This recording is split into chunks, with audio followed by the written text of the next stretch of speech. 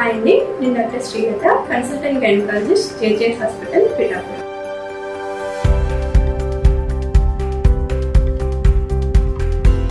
Fibroids వల్ల మనకి ప్రెగ్నెన్సీలో ఏదైనా ఇబ్బంది అవుతుందా అనేది తెలుసుకుందాము.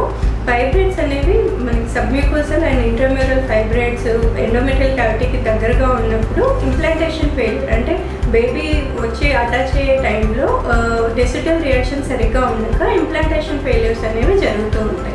ఫర్దర్గా మనకి ఫైబ్రాయిడ్స్ వల్ల ప్రీటర్మ్ లేబర్ అయ్యే ఛాన్స్ ఉంటుంది. అండ్ మాయ అనేది ప్లసెంటా అనేది ఎర్లీగా సపరేట్ అయ్యి అబ్రప్షన్ ప్లసెంటాలోకి వెళ్ళే ఛాన్స్ కూడా ఉంటుంది.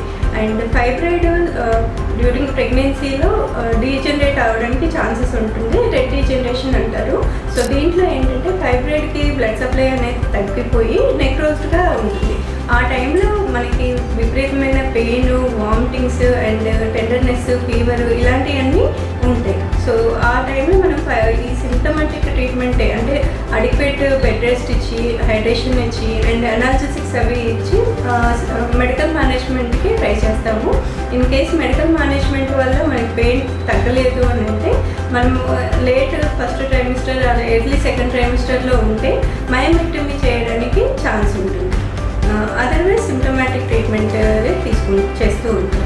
అండ్ ఫైబ్రాయిడ్ వల్ల మనకి మాల్ పొజిషన్ అంటే మాల్ ప్రెజెంటేషన్ అయ్యే ఛాన్స్ కూడా ఉంటుంది. ఒకవేళ ఫైబ్రాయిడ్ అనేది మనకి లోయర్ సెగ్మెంట్లో ఉంది అంటే మనకి బేబీ హెడ్ కిందకు ఉండకుండా వేరే కాళ్ళు, లెగ్స్ కానీ బ్రీచ్ కానీ ఉండే ఛాన్సెస్ ఎక్కువగా ఉంటాయి. నెక్స్ట్ థింగ్ ఏంటంటే మనకి డ్యూరింగ్ డెలివరీ ఫైబ్రాయిడ్ ఉండడం వల్ల యూట్రస్ కాంట్రాక్షన్ తగ్గిపోయి ఎక్కువ బ్లడ్ లాస్ అయ్యే ఛాన్స్ ఉంటుంది. దీన్ని పోస్ట్ పార్టమ్ హెమరేజ్ అని అంటారు.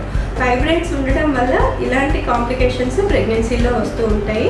మనం వీలైనంత వరకు సిమ్టమాటిక్ ట్రీట్మెంట్కే వెళ్తాము. మరీ ఇబ్బందిగా ఉంది, మెడికల్ మేనేజ్మెంట్తో అవ్వట్లేదంటేనే మయోమెక్టమీ వరకు వెళ్తాము. Thank you for watching.